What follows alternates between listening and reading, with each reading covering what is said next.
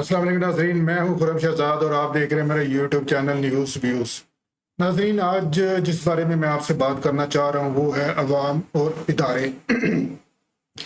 ناظرین، پچھلے کچھ عرصے سے جب سے عمران خان صاحب کی حکومت گئی ہے، بلکہ وہ تو کہتے ہیں میری حکومت کو بھیجا گیا ہے، زبردستی بھیجا گیا ہے، تو بہرحال جو بھی واٹ ایور ان کا سٹانس ہے، تو وہ اگر آپ ایک چیز آپ نے فیل کی ہے کہ جب سے عمران خان صاحب کی حکومت گئی ہے تو اداروں اور عوام کی سوچ میں کافی سارا آپ نے فرق محسوس کیا، اور یہ فرق ایک خلیج پیدا کرتا جا رہا ہے، ایک دوری پیدا کرتا جا رہا ہے عوام اور اداروں کے درمیان۔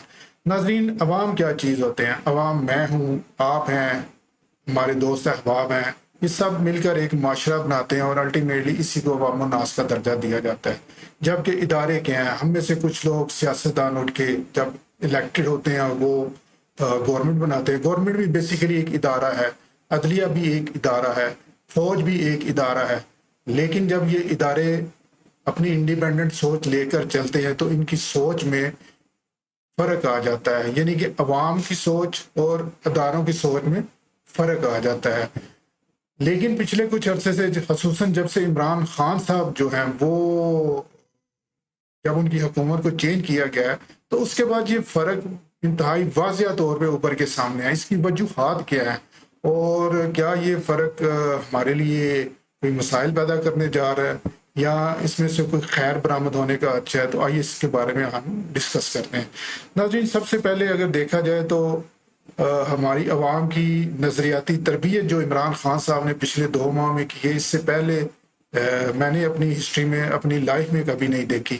تو جتنے انہوں نے جلوس نکالے، جتنی انہوں نے ریلیاں نکالی، جتنی ان کی پریزنس ہے سوشل میڈیا کے اوپر، تو انہوں نے بیسیکلی عوام کو نظریاتی سطح پہ ایک ٹرین کی ہے، ان کی تربیت کی ہے کہ آپ نظریے کی خاطر قربانی کیسے دینی ہے۔ اور یہ چیز عوام کو سمجھنی ضروری ہے، بہت ضروری ہے کہ جب بھی کوئی نظریہ کچھ قوم یا کوئی افراد لے کر چلتے ہیں تو ان کو اس کے لیے قربانی دینا پڑتی ہے۔ یہ مالی قربانی بھی ہو سکتی ہے، یہ جانی قربانی بھی ہو سکتی ہے، یہ آپ کا وقت بھی قربان کر سکتی ہے۔ تو بیسیکلی بغیر نظریہ، بغیر قربانی کے اس کو لاگو یا امپلیمنٹ نہیں کیا جا سکتا۔ اس کی مثال میں نبی اکرم صلی اللہ علیہ وسلم کی دوں گا۔ اگر خون دینا ضروری نہ ہوتا تو صحابہ کرام تو دور کی بات، میرے خیال سے نبی اکرم صلی اللہ علیہ وسلم کسی کافر کا خون بھی بہانا پسند نہ کرتے، لیکن جو نظریہ وہ لے کر چل رہے تھے، نظام اللہ کا نظام، اللہ کے دین کو امپلیمنٹ کرنے کا جو نظریہ ان کا تھا، تو اس کے لیے ان کو یہ قربانیاں بھی دینی پڑی۔ تو کوئی بھی کوئی بھی نظریہ جو ہے بغیر قربانی کے آپ کو امپلیمنٹ کرنا بہت مشکل ہے۔ تو عمران خان صاحب جو ہے وہ ایک نظریاتی تربیت تو کر رہے ہیں، لیکن عوام کو ایک اس چیز کے لیے تیار بھی رہنا پڑے گا کہ ان کو بھی کسی قسم کی قربانی دینا پڑ سکتی ہے۔ دوسری طرف آئے ادارے۔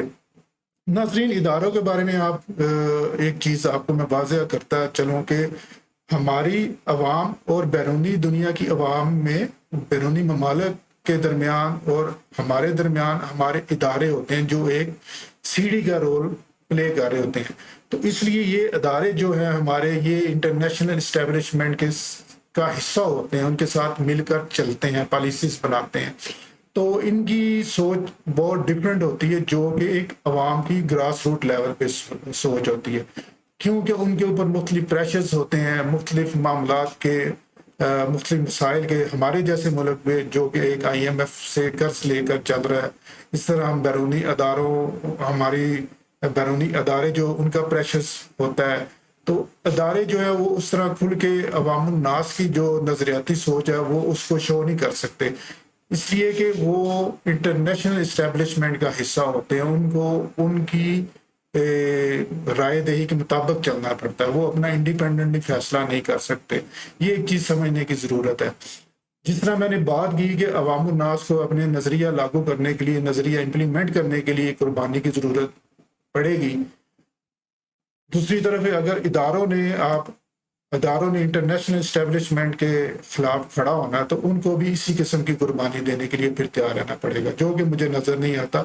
ادارے بڑے کیلکولیٹو انداز سے چلتے ہیں، وہ ایک عام سی نظریاتی سوچ کو اتنی جلدی اپنے اوپر حاوی نہیں ہونے دیتے کیونکہ انہوں نے دونوں طرف کی چیزوں کو عوام کو بھی دیکھنا ہوتا ہے اور انٹرنیشنل حالات کو بھی دیکھنا ہوتا ہے. تو اس طریقے سے وہ اپنی پالیسیز بناتے ہیں جو کہ سم ٹائم عوام الناس کے لیے قابل قبول نہیں ہوتی. تو بہرحال جس ڈیڈ لاک کی طرف ہم لوگ بڑھ رہے ہیں، یہ خلیج اگر اس کو کم نہ کیا گیا، جو سوچ میں عوام کی سوچ میں، اداروں کی سوچ میں جو یہ خلیج بڑھ رہی ہے، اگر اس کو کم نہ کیا گیا تو آنے والے حالات ہمارے لیے بڑی مشکل پیدا کر سکتے ہیں. کیونکہ جب تک ادارے اور عوام ایک پیج پر نہیں ہوں گے تو اس ملک کا گرو کرنا بڑا مشکل ہے. تو میں نے یہ ایک چیز آپ کے سامنے آج رکھنے کی کوشش کی ہے کہ یہ جو فاصلے ہیں عوام میں اور اداروں میں، ان کو کم کرنے کی ضرورت ہے. اور اس کا اگر دیکھا جائے، جو مقتدر حلقے ہیں جو ادارے چلاتے ہیں، جو اداروں کو اون کرتے ہیں، ان کو آگے بڑھنا پڑے گا. عوام تو گراس روٹ لیول پہ اپنا احتجاج، اپنی رائے، اپنی معاملات سامنے لے کر آ رہی ہے، لیکن ادارے بڑے کیلکولیٹو انداز سے چل رہے ہیں. تو یہ ان کی مجبوری بھی ہے، اداروں کو سوچنا بھی ایسے پڑتا ہے، اور ان کو بیرونی ممالک کے ساتھ معاملات طے کرنے کے لیے کافی ساری چیزوں پہ کمپرومائز بھی کرنا پڑتا ہے. تو چیزیں مختلف انداز سے چلتی ہیں اداروں کے لیول پہ. لیکن عوامی سطح کی جو ایک سوچ ہے، جو ایک نظریاتی سوچ عمران خان صاحب نے عوام میں پیدا کر دی ہے، تو اس کو اتنی آسانی کے ساتھ سائڈ پہ اس کو نظر انداز نہیں کیا جا سکتا. تو اس کا بیسیکلی بنیادی حل یہی ہے کہ آپ الیکشن میں چلے جائیں، تمام پارٹیوں کو ایک ٹیبل پہ بٹھایا جائے، کوئی ایسا وے آؤٹ نکالا جائے کہ ان قریب الیکشن کروائے جائیں، اور جو بھی حکومت میں آئے اس کو حکومت کرنے کا موقع دیا جائے، تاکہ عوام الناس میں جو ایک الجھن سی، بے چینی سی پائی جاتی ہے، وہ بھی اپنے رائے دہی، اپنے ووٹ کا حق استعمال کر سکیں. تو جو بھی واٹ ایور جس کو بھی حکومت ملے گی اس کو حکومت کرنے کا رائٹ بھی ہوگا. تو فردر اس پہ بیٹھ کے پالیسی سازی بھی کی جا سکتی ہے. اداروں کے لیے بھی سہولت ہوگی کہ ان کو پالیسی بنانے میں بھی آسانی ہوگی. تو بنیادی طور پہ اس سوچ کو کم کرنے کی ضرورت ہے. ادروائز اگر یہ خلیج، یہ سوچ بڑھتی چلی گئی تو آنے والے وقت، آنے والے حالات پاکستان کے لیے انتہائی مشکل پیدا ہو سکتے ہیں. جتنا پیٹرول، جتنی مہنگائی بڑھ رہی ہے، تو عام عوام کی سطح پہ یہ چیز، یہ خلیج جو ہے وہ بڑھتی چلی جائے گی.